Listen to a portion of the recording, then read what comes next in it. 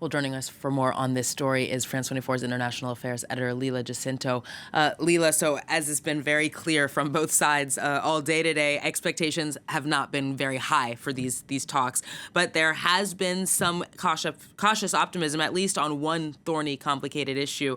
Are there grounds for hope then? Well, it appears to be. As we are getting, the latest reports seem to be saying that the atmosphere is positive. So this is an incredibly positive step. Bear in mind the expectations are low. This is a very complicated issue, and it will take a lot of details to work it out. We are really in a very initial stage. But so far, the optics has been good. For one, we are now at the stage of negotiations. Bear in mind, just last week, there was talk of would the U.S. strike Iran's nuclear infrastructure.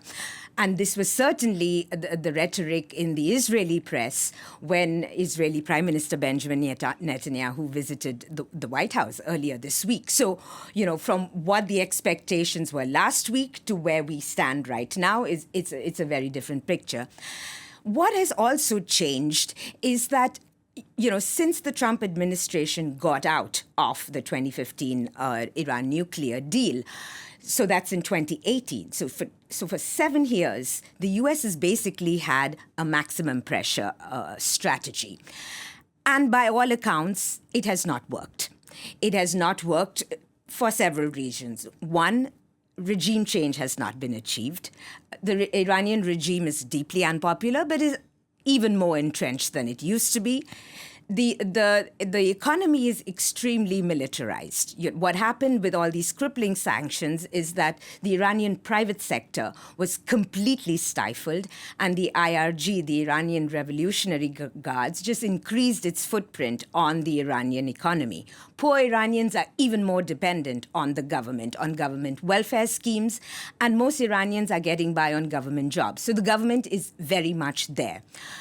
On the security side, Iran is a much more dangerous place to the region and to the international community. And as we know, the figures speak for itself. Under the 2015 deal, Iran had to have a nuclear enrichment capacity of 3.6%. Right now, it's 60%. It was supposed to have a nuclear stockpile of 300 kilograms of uranium. It now has a stockpile of over 8,000. So there's a consensus that maximum pressure hasn't worked. And that's on the Iranian side. On the U.S. side, also things are slightly different, even though we have the same president in the White House.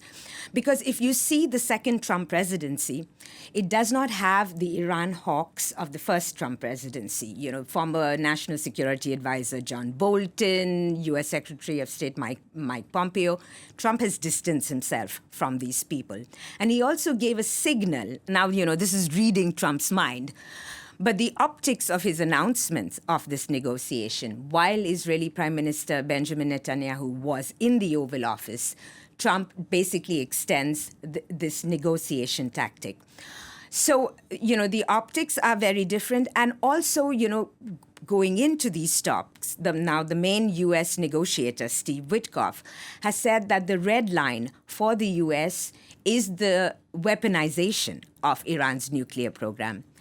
That, per se, for Tehran is not a problem. Iran has consistently said that it is not increasing it's not interested in weaponizing its nuclear arms. Most people don't believe that.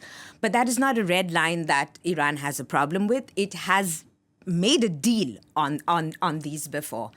So, on the whole, there seems to be a sense that this time we could get past this initial stage. The devil comes in much later, but for now we have stepped back, it appears, from the brink. Leela Jacinto, we'll be keeping an eye on it. Thank you very much.